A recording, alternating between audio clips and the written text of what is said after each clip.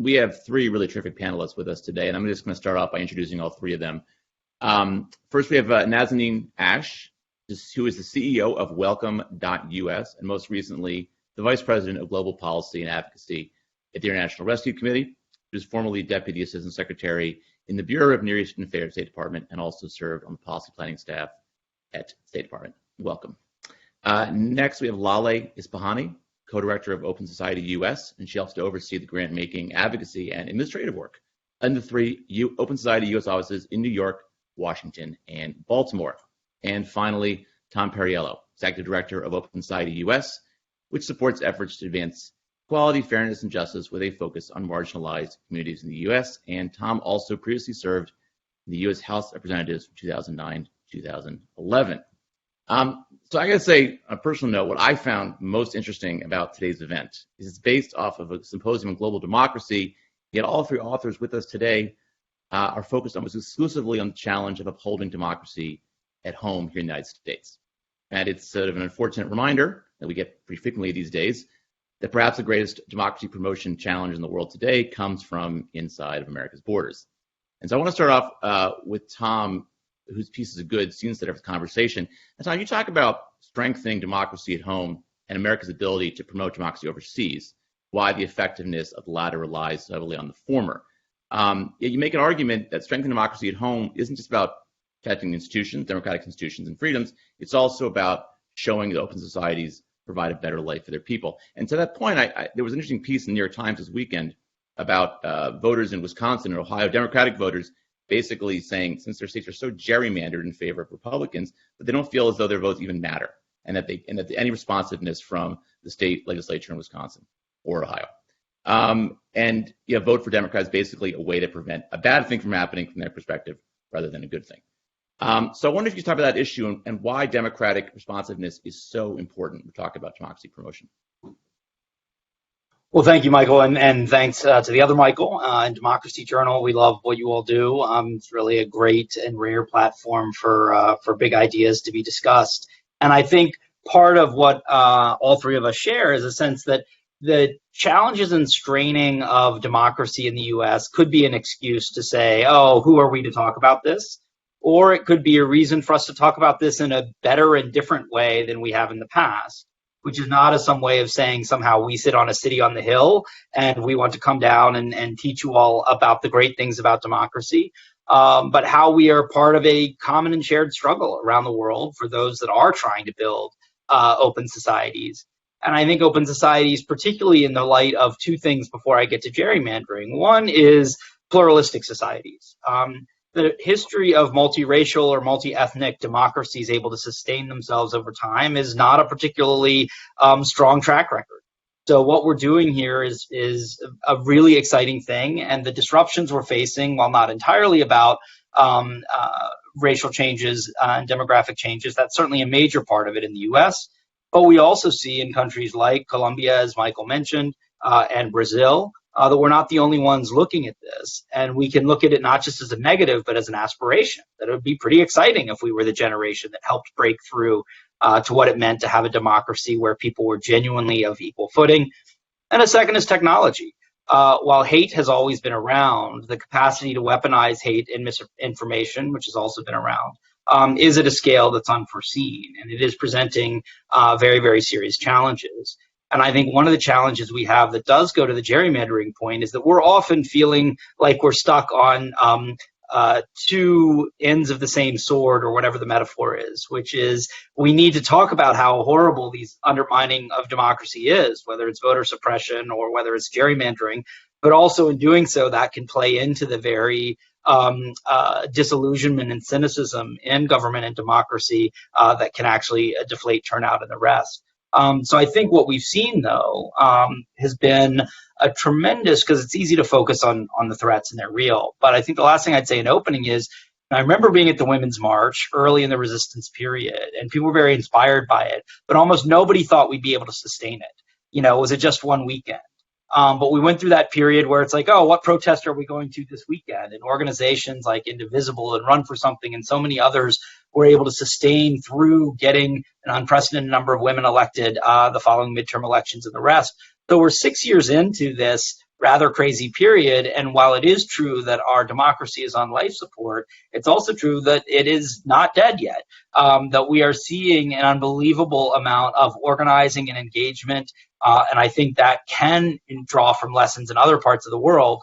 But it does also mean we can't keep surviving just one election cycle to the next. We've got to look at these structural questions that are standing in the way of true majoritarian rule increasingly. Tom, your statement that our democracy is not dead yet, I think kind of reflects how a lot of us who've covered this situation in politics the last 7 years feel.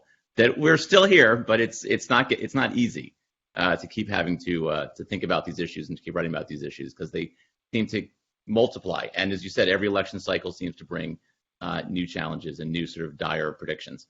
I want to turn next to Lale, who I used to say as a journalist who used to work for a large American newspaper, I felt like your piece should have come with a trigger warning because it was really hard to be reminded once again of just what's happened to the journalism industry, the media industry in this country.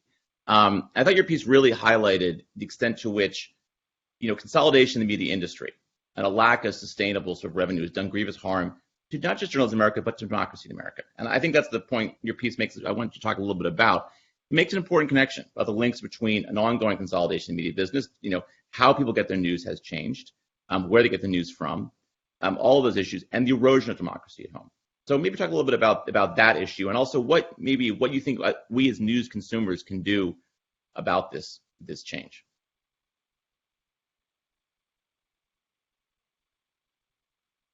Sure. Thank you for the question.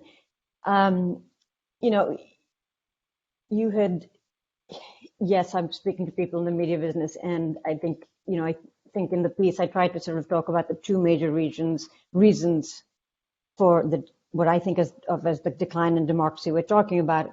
And they're really, as you say, there's the journalistic decline on the one side, and on the other side, this rise of unchecked platform power. And you really need to counter these trends in order to protect democracy, whether it's here or overseas. And on, journalism, I'm speaking to people who know it far better than me, but local journalism has completely collapsed. Since 2005, we've lost 2,500 newspapers across the country, and 50% newsroom jobs are gone. 70 million Americans now have no access to local news, or very, very little and very low quality. And at the same time, you've seen the rise of ideological right-wing media, corporate players like Sinclair, instrumental in driving the consolidation you mentioned, and ideologically shifting coverage rightward.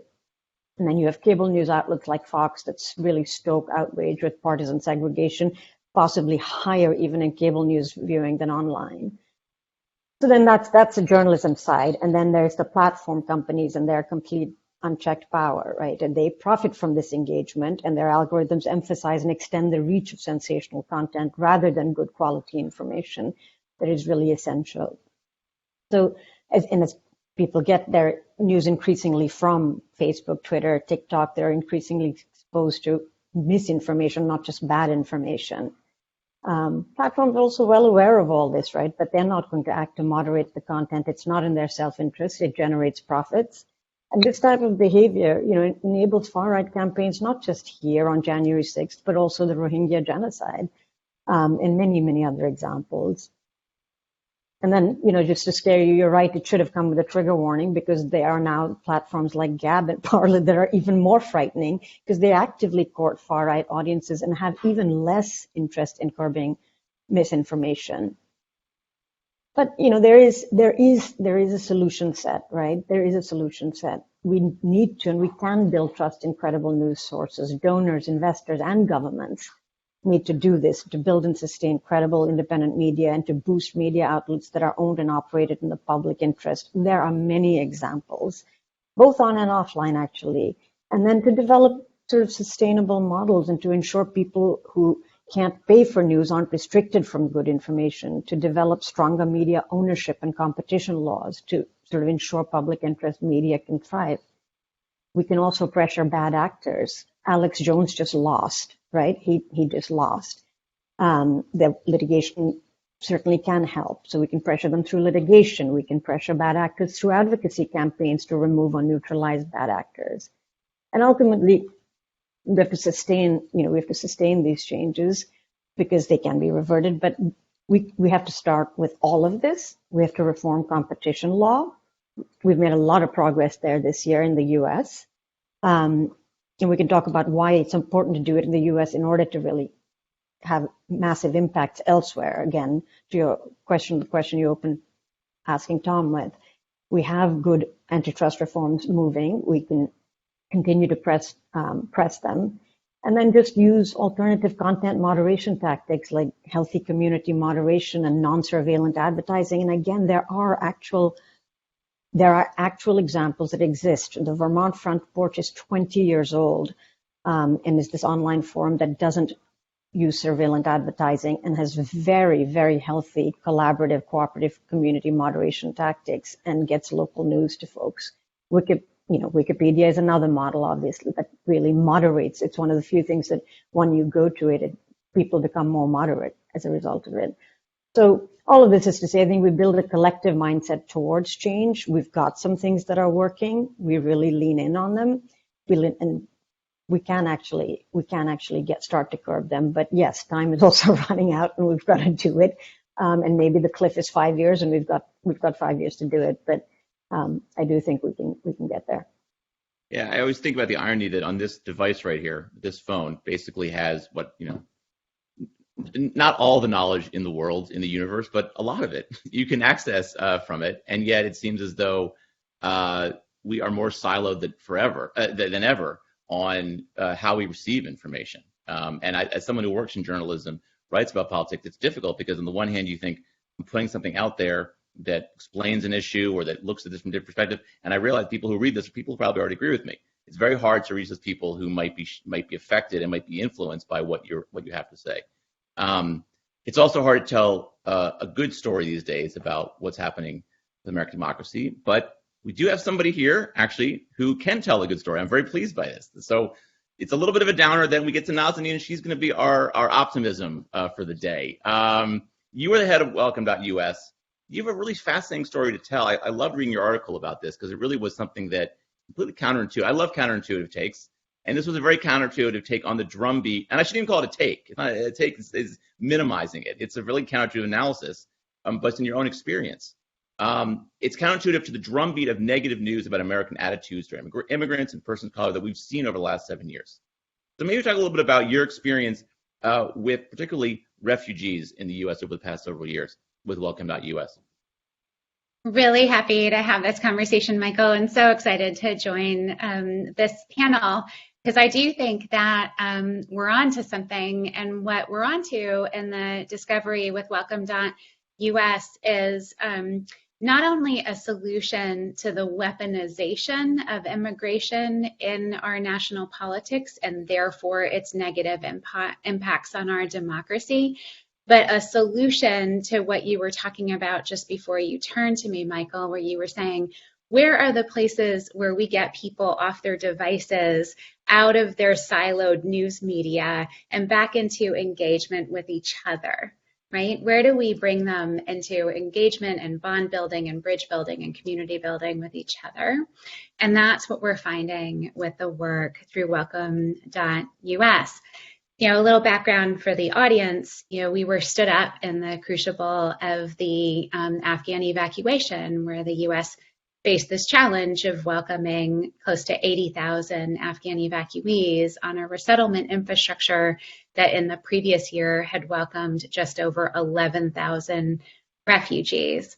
That was followed closely behind by Russia's invasion of Ukraine, and we had long-standing migration pressures at our border that your audience will be deeply familiar with how, those migration pressures have been weaponized in our national politics. I talk in the piece about how, refugee admissions, which had long-standing bipartisan support, some of the highest refugee admissions levels happened under Republican governments, were suddenly weaponized in the 2015 run-up to the 2016 presidential elections. And you saw immigration and refugee issues take on a toxicity and an importance that totally belied their role in American life, right? Thinking about your question to Tom at the outset, democracy serving needs, like this is a set of solutions that serves our economic needs, our social needs, the history of immigration everywhere when done productively is a good news story.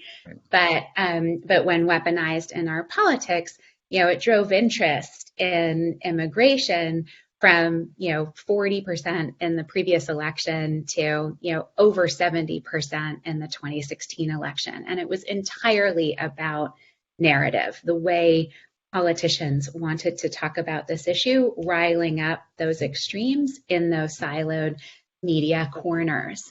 But what is so fascinating about what we see from Welcome.US's experience is how much the toxicity of those national politics are completely in contrast to what we're seeing at community levels. So, not only have we seen an incredible outpouring of support in response to the crises that I described in Afghanistan and Ukraine, but cynical users would say, okay, those were one-off crises. But you can go a level below and look at Pew Research, including from 2019, where even as our politics and our media discourse on immigration was getting more polarized, more and more Americans were planting their flags with people who need safety and refuge. So in 2019, Pew Research found that 73% of Americans, one of the highest polling numbers ever, believed that the U.S. should be a place for those seeking safety from violence and oppression. Even more interesting, that increase, and it was a significant increase from 61%, 4 years earlier to 73% in 2019, it was driven by an 18 percentage point increase among Republicans. So Americans believe that we should be a place of refuge. We did a poll with More in Common at the outset of launching Welcome.US and found that 90 million Americans were or wanted to be engaged in welcoming work. That's a supermajority of American adults. At the state and local level, even as it was getting tougher, politics were getting tougher and harsher at national levels, state and local legislatures were passing pro-refugee and pro-immigration measures. That's been increasing over time. And the most significant story that we tell from the perspective of Welcome.US was how Americans have responded to the opportunity to directly sponsor refugees. So we have this extraordinary outcome now where in the last 6 months, over 150,000 Americans have signed up to sponsor Ukrainians in need. It is the only population up until last week when the U.S. extended the program to Venezuelans. It was the only population that allowed for expansive sponsorship of people in need of refuge, and 150,000 Americans responded in a matter of 6 months. What that means is, in 6 months, Americans signed up to sponsor more refugees than the whole of the U.S. government has admitted in the last 5 fiscal years combined. So citizens are well ahead of their governments in wanting to do this work. And so what we're finding is that not only do we have a solution for neutralizing, softening that toxicity in our national politics and the role immigration plays in damaging our democracy, but I think we found a solution through service to community, right? Not asking people to have an opinion about the issue, just asking if they want to help. We found a solution to rebuilding our community bonds, rebuilding a commitment to welcome, finding again what makes us proud about being Americans and being that place of refuge, and finding the roots to rejuvenate our democracy and the work. Yeah, as I said before, I think it's just very counterintuitive considering what we have seen over the past couple of years. And I think your point, it really speaks to how immigration and refugee issues have been so weaponized by political leaders. And obviously I'm talking about Donald Trump. This isn't a huge surprise. I think we all know that he, 2015, talking about building the wall, talking about, I remember following that campaign, and I remember when he said in December 2015 he wanted to, ban all Muslim immigration to the U.S., this is sort of the cynical political brain in me, but I thought, wow, that's really going to help him win the nomination, isn't it? Because that's kind of where the mindset is. But I think to your point, there's this weird disconnect between what people say they support, what they actually support. I've noticed just talking to some of Trump's supporters sometimes, people say very positive things about immigrant communities and then will cheer the most hateful kind of statements toward immigrants. It's a weird disconnect there. I'm sure you must see this quite a bit in the work that you do. We do see it. So you can, I think what's, again, it's about how you're approaching people in the conversation. If you're asking them to participate in an advocacy campaign, or you're asking them to have an opinion, if you're asking them about their opinion about what's happening at the border, or how many refugees we should admit, or what we should do about immigration, they're going to revert to those talking points that they're hearing from the politicians where they find affinity. But if you're asking them, do you want to help a newcomer thrive in your community? Do you want to be a friend and a neighbor to someone new who is rebuilding their lives after a deep trauma in their community? We haven't found an American, or importantly, an American institution that has said no, right? So we have Lions clubs and Rotary clubs representing every corner of America. We have Samaritan's Purse. We have, the CEOs of, some of the nation's largest companies. Everyone, when you're asking, do you want to help? The answer is yes. And that's before you get to the hundreds, thousands of community-based organizations that have been doing this work forever, and, given an opportunity to do it for refugees, jumped at the chance. Yeah, it's fascinating, and it's actually kind of heartening. It's good to have that message at this point. So let me flip around a little bit, because I'm curious. We talk obviously a lot about the impact of Donald Trump on democratic institutions. Obviously, January 6th, obviously the attacks on immigrants. I'm curious maybe it's this both at all of you, but maybe Tom, you could take this one first, because you talk a little bit about it in your article. How would you sort of assess the effectiveness of the Biden administration's attention to democracy promotion, both at home and abroad, coming in after a period where a lot of democratic norms were seriously eroded? How good of a job are they doing, and where can they do better? Well, I think the answer is they've done quite well, and I think that in many ways, President Biden's often evaluated as if he played a strong poker hand in a weak way, when in fact he was handed a pretty weak poker hand, and he's played it in a pretty strong way. He had the narrowest of margins in terms of, initially he didn't have a majority at all in the Senate, of course.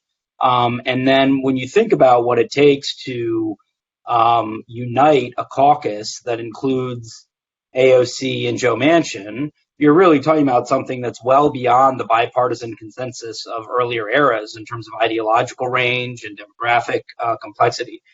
And I think what we're seeing on this, and Lale is far more the expert on the democracy details, so she'll go into this, but having a DOJ that is actually trying to enforce laws rather than one that is trying to undermine them is itself an enormous deal, even if the legislative efforts at democracy reform have so far stalled out in the Senate.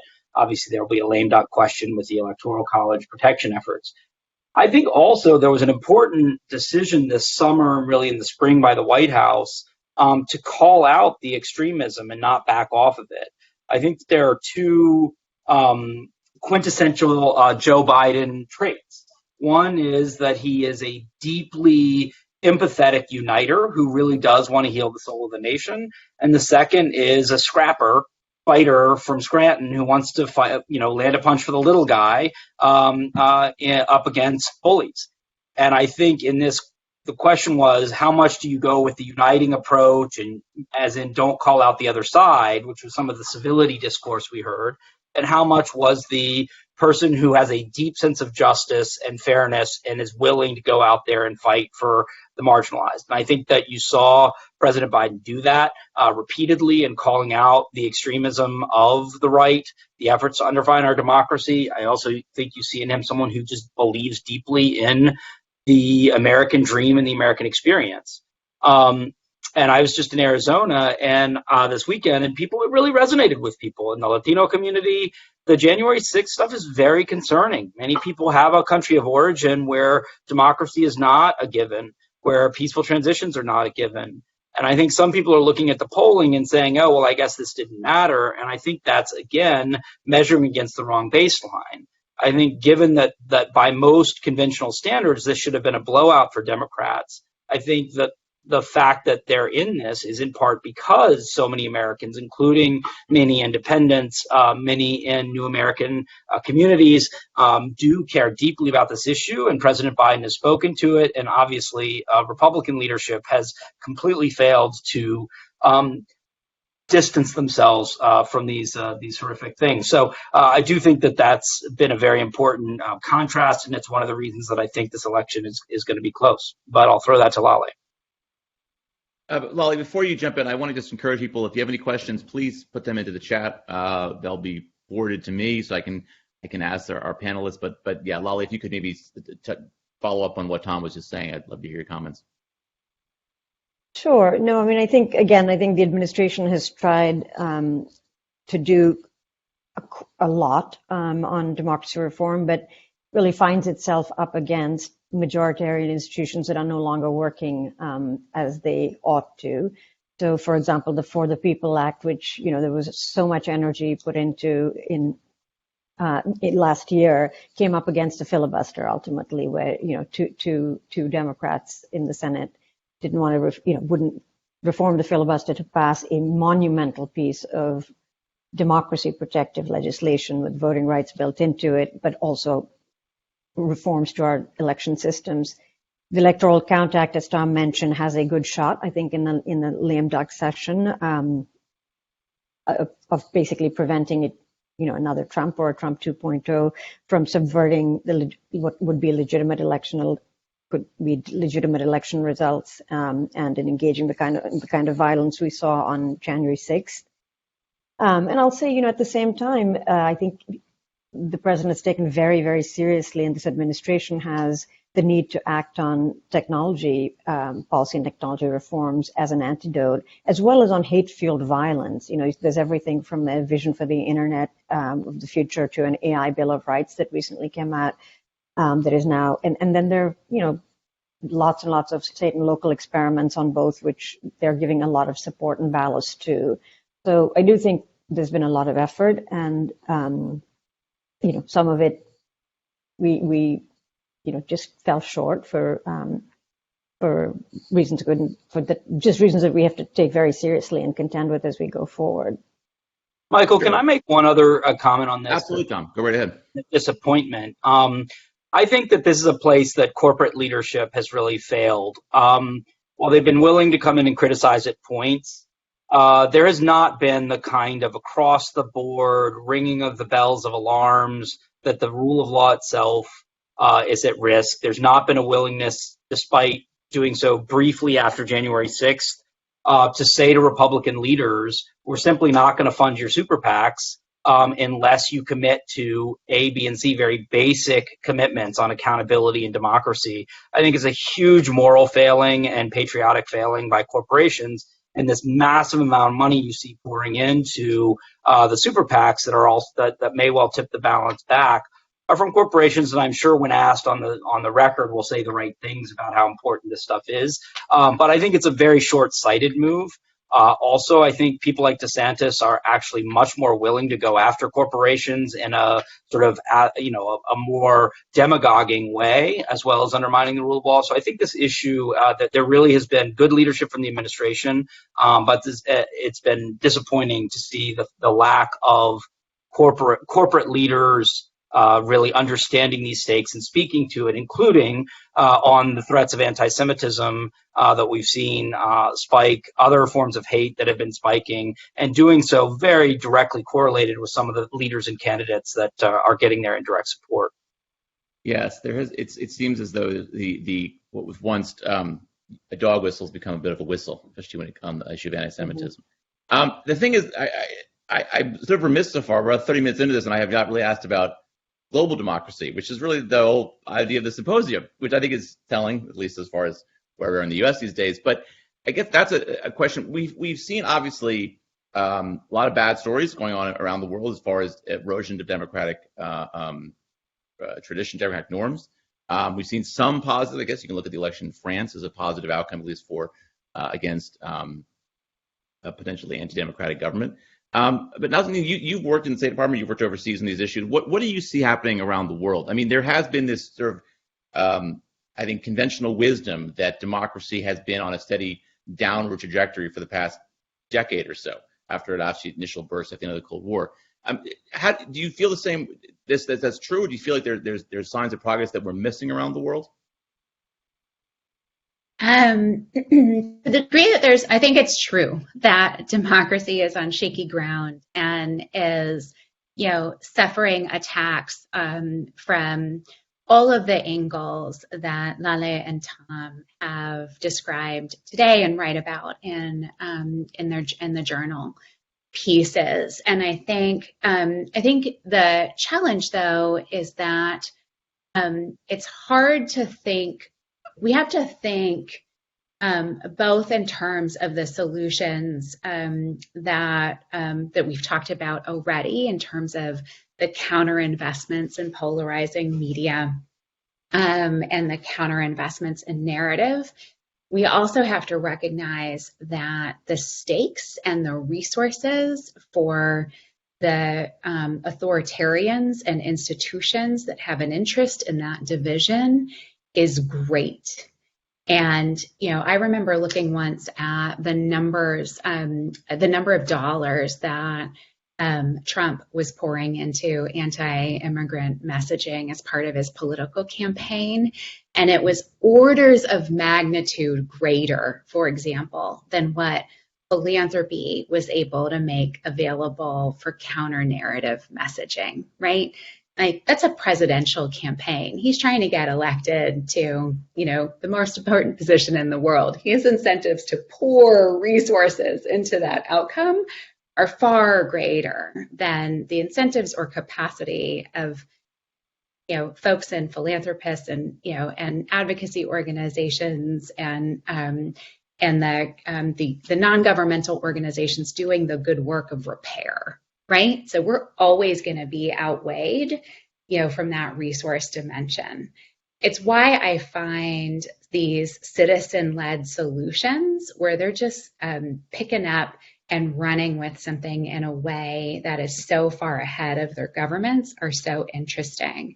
So I write in the piece, for example, about how the demonization, the othering of immigrants and refugees is an anti-democratic function in nearly every country around the world, right? Whether you're Bangladesh, whether you're Kenya, whether you're Jordan, whether you're, Turkey, whether you're the UK, whether you're, right? Everywhere, like, this has become part of the playbook to divide, and it's become part of the playbook of anti-democratic forces. And the response from governments has been this fear-based lockdown response, right? You have wealthy nations fleeing from their humanitarian obligations, right? Like, the solution to this challenge is, lock down our borders, expel refugees, right? And all that does is create more dangerous, more dangerous circumstances for people who need safety, and results in more irregular and disorderly arrivals that then get further weaponized in our politics again, right?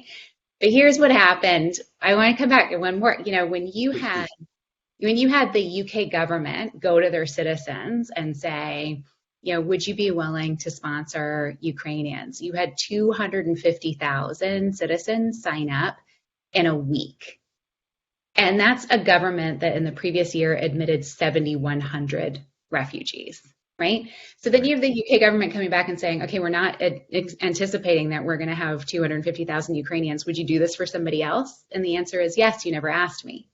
You have Poland, same story, where the government has represented such an anti-immigrant, anti-refugee set of policies and actions. Citizens have been way ahead of them. And so I come back to, what are these opportunities to take the toxicity out of it, not have the conversation about being, what side are you on, but what are you willing to do? What are you willing to stand up for?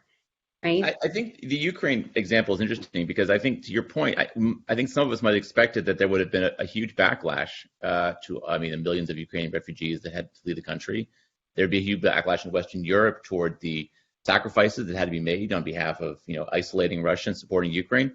That really hasn't happened. And I think, now some would argue it's because Ukrainians are white, Ukrainians are European, and so it's a different approach than it would be if this was from refugees came from Syria or from elsewhere. But it does seem to be a positive story, at least, tell about just public reaction to these kinds of refugee flows that I think maybe is a bit unexpected. And what is it grounded, right? It's grounded in a belief of being a place of refuge for people fleeing violence and oppression.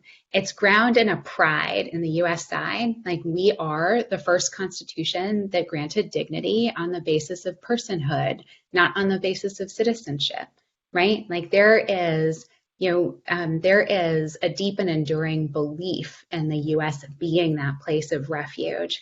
And I think to answer your, to give you a very present example, Michael, about how Americans will do it for other populations. Last week, the administration announced the process for Venezuelans, again, allowing for this lifeline for people who need safety with the support of a sponsor. And as of Friday, right, a matter of days since the policy was announced, 7,500 Americans had signed up to sponsor Venezuelans. They want to help. Americans want to help. They don't want to be dragged into debates about immigration. They want to help people in need. That's a great point. I thank you for bringing that up. And I was wondering, Lale or Tom, you want to talk a little bit about the Ukraine situation, at least how that has, if that has had any effect, you think, on sort of global democracy, the fact that so many countries are willing to stand up for democracy in Ukraine and against Russian aggression.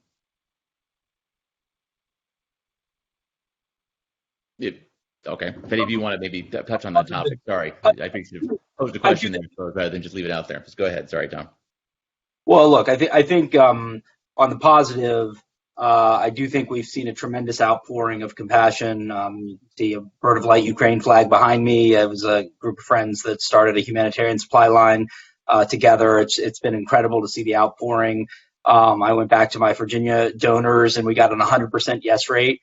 But I do think people identify there in a different way than they do with the crisis in Haiti for race reasons. I also think the egregiousness of the attack by Russia, combined with the courage, frankly, of Zelensky himself and of the people, made for a good story. But I think with both that and Venezuela, part of the reality is you had Republican leadership bought in to an anti-Putin strategy, at least on the establishment side, and the sort of anti-Venezuela strategy that allows this to not get politicized in the way we see elsewhere. In terms of the global democracy, I think there is a positive thing to say, Michael, but I think there's a concerning thing that comes back to my piece in some of this broader conversation. You've seen a very strong alliance in the global north, but you've actually seen very mixed feelings in the global south about this. On the one hand, I think people do very much feel Putin is the aggressor. They care a great deal about the crime of aggression and therefore primarily identify with the Ukrainian people. On the other hand, they see a great deal of hypocrisy in when we do and don't care about the crime of aggression, when we do and don't care about people. And that has undermined the ability, and I think this is the one place that I would quibble with President Biden's Ukraine policy, is making the stronger case to the global south.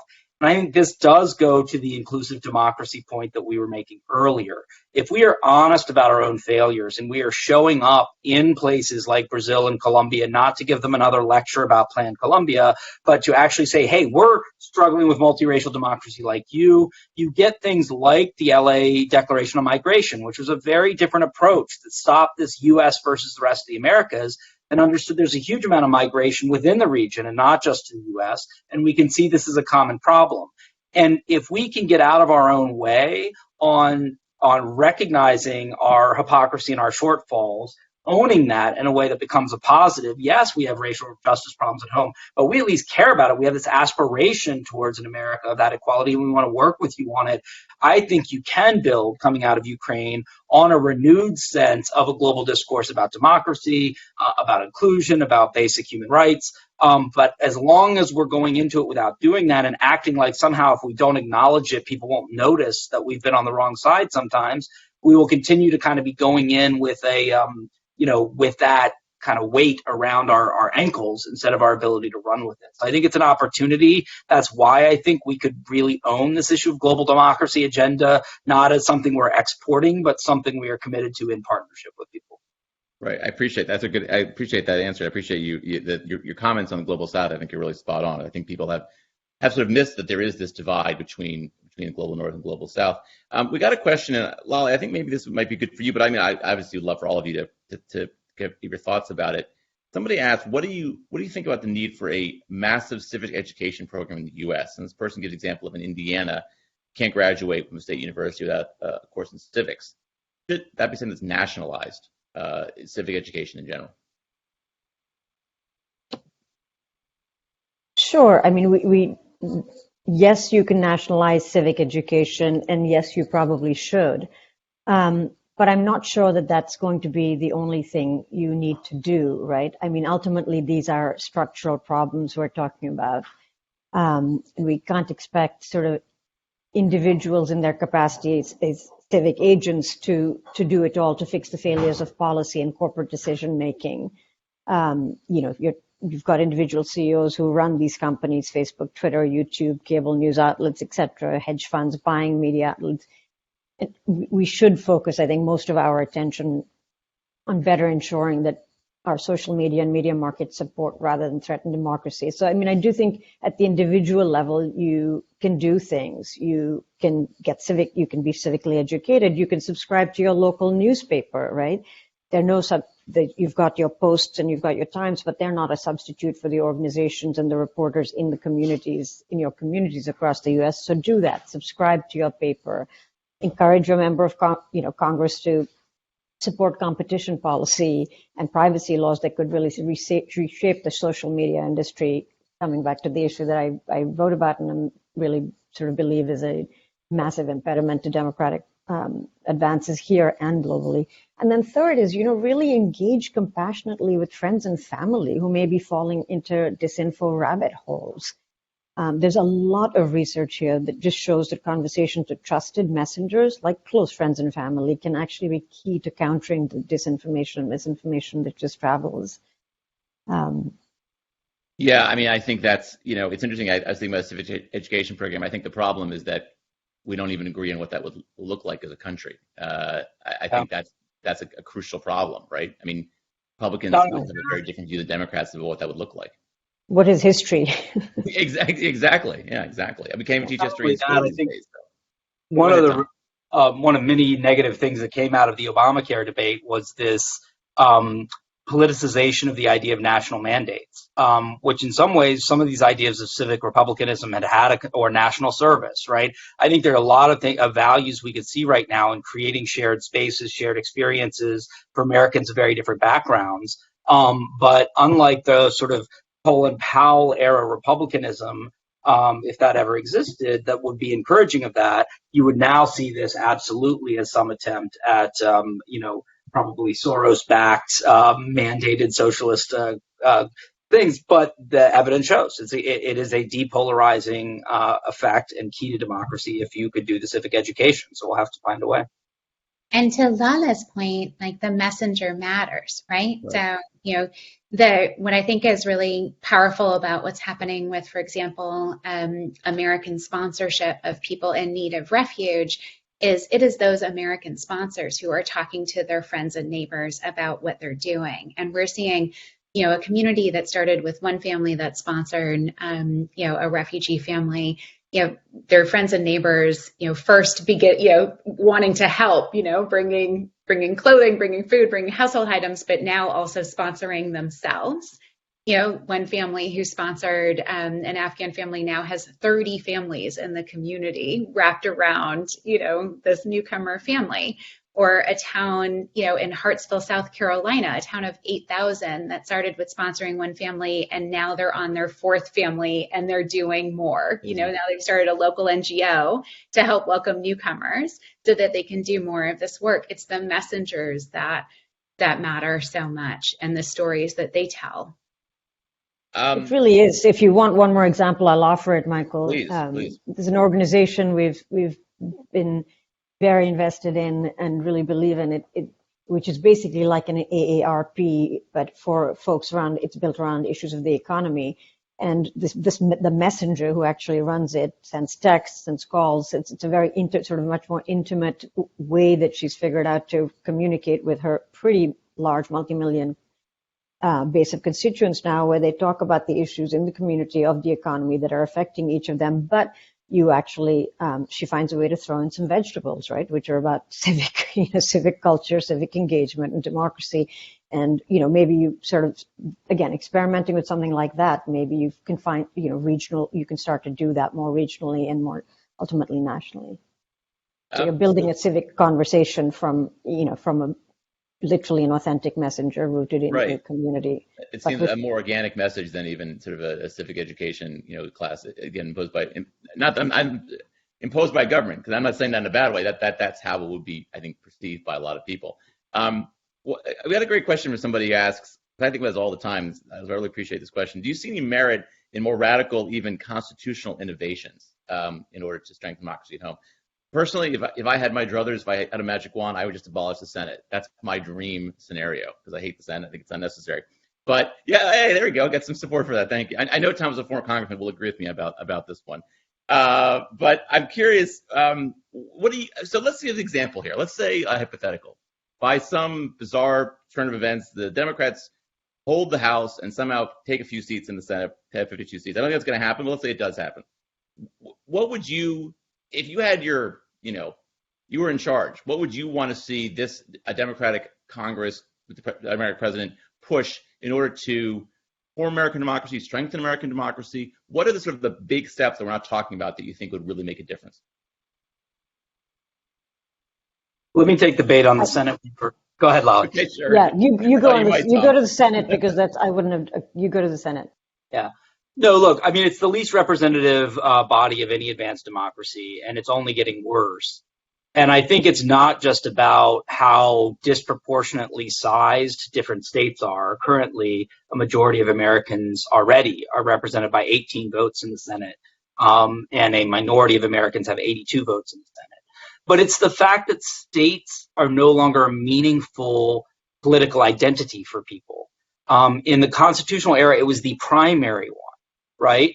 And so if you are a Republican in Georgia, if you're from rural Georgia, you currently feel more represented by Rick Scott or Ted Cruz than you do by Warnock or Ossoff. It's just a reality. And if the election goes slightly the other way, or you look back 2 years ago and you lived in Atlanta, you probably felt more represented by Cory Booker or Tim Kaine than you did by Perdue or other one. So it's just not, and even if you think about California, right, a deep blue state, there were more Trump voters, I think, in California than any other state but one. So if you're a Republican, if you're from rural parts of California, your representation in the federal government, the House does a decent job, minus gerrymandering. It is, the people's representative, the people's House. And I think you could look at doubling the size of that, different things. But the fact is the Senate has this enormous amount of power, despite the fact that it is fairly arbitrary in terms of that sense. I don't think you do that right away, but I do think we need to be having a national conversation about what it is that's going to make people feel connected to their democracy, make people feel like they have agency over their democracy. I don't think it's naive to think that there are some things that could move right and left. I don't think we'll go to three parties, but you could go to a parliamentary system. Obviously, those have been more, stable overall. So I think in the short term, we just need to shore up, as Lolly can talk about, some of these core democratic democracy reforms. But I do think we have a coming challenge here about the fact that some of these deeper representational things are broken, and that there may be some common ground, because there are a lot of people in the country, even red people in deep blue states and vice versa, who feel very disenfranchised by that process. Lale and Nazanin, I want to get your comments, but I want to throw in something here because somebody asked a question, and I think it's essential to talk about here, which is the role of the Supreme Court in preserving democracy and the declining legitimacy of the Supreme Court. I mean, is there a solution to that? I mean, there are legislative ideas for this, but what do you see as a solution to that problem? Okay, Nazanin, you want me to jump in first? So two things. So one is, look, I mean, on the Supreme Court, I'll take that one on because that would have been one of my two to throw in terms of, you know, what are the bigger structural things we can fix and that we actually have to fix. So, you know, and I would put Supreme Court reform on that agenda. So the post Dobbs, I think you saw that there was a moment in which the Dobbs effect really affected the legitimacy of the court. It's at an all-time low, but that doesn't necessarily change the court's function. It hasn't in the past, and it probably won't, given what the Chief Justice has said going forward. That said, there are a slew of other decisions. Well, let me back up. That said, one thing did happen. There's been quite a bit of scholarship in the last several years on what a suite of reforms can be that start with. Well, they start with term limits, but they go all the way to expanding the court. And actually, after Dobbs, people were polled, and term limits, frankly, have become mainstream. That is not considered. Term limits for sitting justices is not seen any longer as a particularly controversial move. It actually was pre-Dobbs. So a single decision that had a massive, impact on people's lives actually has moved the window. So I think there is opportunity. I mean, there's support in the administration, and I think next term we're going to see some really difficult decisions taken up by this court again that will have large anti-majority, that will have basically real blowback with vast swaths of the population, including on affirmative action, and including on the really important issue of the power of state legislatures to trump state courts on matters of elections. That is an extremely threatening case and could have a massive counter reaction. So expanding the Supreme Court not only should be on the agenda, but should be part of the conversation, at least, if it is that unrepresentative of the public will as it seems to have become and be becoming, I should say. The second is really to end the filibuster so that popular policy proposals, which really, there's we've tried again to see move and to see move in bigger form than some of the forms they've moved in can pass. President Biden is quite an institutionalist, and he came around on that when we were debating democracy reform last year. He ended up supporting the filibuster reform to pass for the People Act. So, and then he went on and did what he could, which was to pass two really important executive orders on voting, because that's where we landed. But had you not had the filibuster, we actually would be having a very different conversation, quite honestly, about the future of our democracy right now. I would say so. Yeah, Nazanin, you want to jump in here? I think my contribution here would be to bring it back, Michael, to your question about global democracy and how do we have the same conversation about the modernization necessary in our institutions, thinking about our international institutions, right? So, thinking about what you said about, and Tom, your good point about the skepticism of the global South. Our international institutions have really failed to stand in the way of political oppression, of, violence against citizens, of authoritarian regimes. Our international institutions failed to act when Russia acted as it did in Chechnya and Syria. And citizens globally are right to point to why are we seeing this invigoration and unity around Ukraine. I think the thing I would point to, which points to the struggle of our international institutions, is they were built for the kind of challenge they're addressing now, right? The invasion of another country. They were built for these interstate conflicts. They were not built, and they really struggle to engage in the intrastate civil wars where you have the challenge of sovereignty, right? What do you do about a sovereign that's oppressing their people? But until the countries aligned with democratic progress are acting as vigorously when you have those sovereign state actions that are, violently oppressing people, that are disenfranchising populations, those, authoritarian movements, those anti-democratic movements move as one with movements that deny human rights. And so we ought to be able to have a global standard for upholding human rights and upholding human dignity, advancing democratic process that's able to navigate the situation of the sovereign, if that makes sense, right? Like, we've had weak international institutions when it has come to holding sovereigns accountable for violations of human rights and anti-democratic and authoritarian measures targeted to their citizens. We're able to use those tools, or we're struggling still.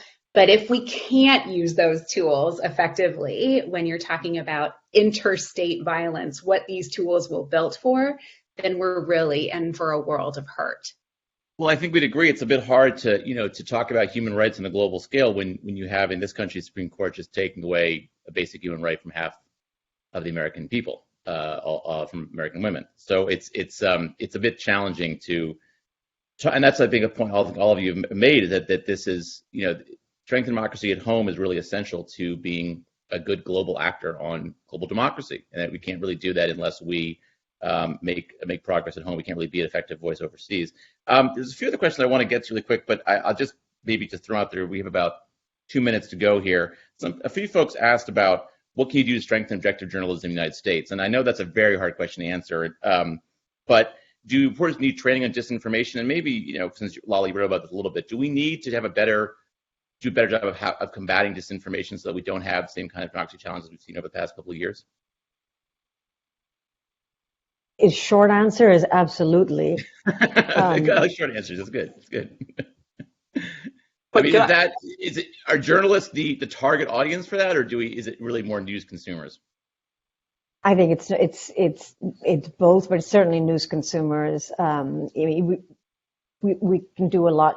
We've talked through some of the solutions already. So, but yes, I think journalists, fact checking only gets you so far. If that's a sort of, it's not the whole solution set. It's not, and yes, there's some bias in the media, and there's some both and stuff that we can talk about. But I think the real solutions again are just really working on the social media companies that do propagate this and have very little incentive. So we need to create the incentive structures. We need to work on regulation ultimately. We need to do a little bit more of what the EU, the tech which has become tech super regulator, take some lessons from them and start thinking about how we might be able to do some of the same here. It's not impossible. We've got a lot of power. We've got a lot of responsibility to do it.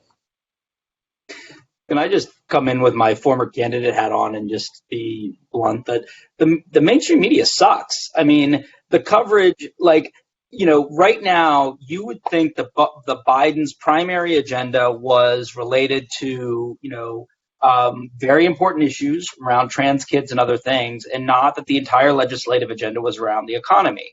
If you look at the coverage, the model is broken because talking about green industrial policy does not get you clicks if you were at the New York Times. And frankly, as readers, it's not that exciting to read. And so the model that says that basically the market, we now have a market-driven media environment. So even the parts that are working are still driving towards a consumer base that absolutely skews our discourse without the disinformation. When you are out talking to voters, there is not a sense that the president has focused 90% of his legislative agenda on rebuilding a new American dream, on affordability, et cetera. Now, you can blame the White House for messaging, and people say Dems don't talk about this. They do talk about it. I just listened to 5 candidates this weekend. They were all about the economy, but the local coverage was about the comment that was made related to whatever the culture issue is there. Now, those culture issues matter, but they are covered so disproportionately by what we consider the good media that it completely skews the public debate. One other point to what Naz was saying, to me is a perfectly good encapsulation of the Ukraine versus dynamic, is what's going on with the Tigrayan people. Not just because on the one level you could say, okay, we care because they're white versus black.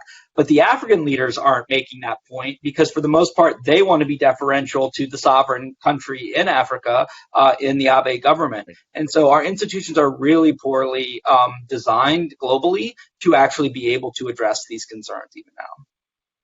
Nazanin, do you want to get one more comment here? I think we're going to finish up in a sec. I'd love to hear your thoughts on this. I think I'm just going to return to this idea that we got to push this down to where people who are affected by these issues are empowered to act on them. So I think whether you're looking at our democratic health, whether you're looking at climate change, whether you're looking at immigration, the solutions are not coming from the national level. They're not coming from mainstream media. They're not coming from international architecture where it's always about lowest common denominator solutions or it's about hitting the red button on the extremes, right? The solutions are coming from self-interested individuals who care about what's happening in their societies and their communities and want to be given an opportunity to act on it. Whether it's about the way state and local governments and corporations have been far ahead of international institutions and our national government in acting on climate, or whether it's about how they're far ahead on acting on immigration and providing refuge to people who need it, or whether it's about, other forms of problem solving in their communities. The more we're creating those opportunities, like taking it out of the level of where it's toxic or where it's stale and where it hits roadblocks and into, communities where they're problem solving, I think we'll find our solutions there. So Nazanin, I want to say you also just answered the last question that came in, which was, how depressed should I be about whether democracy will survive in the United States?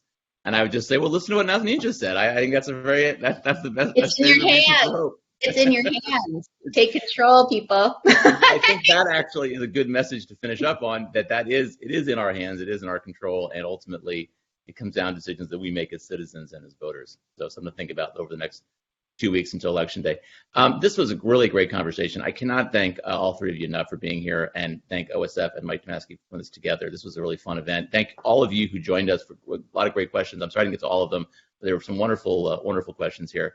So thank you again. Thank you to Nazanin, Lale, and Tom, and thank you all of you. Have a wonderful rest of your day. Thank you, everyone. Thank you.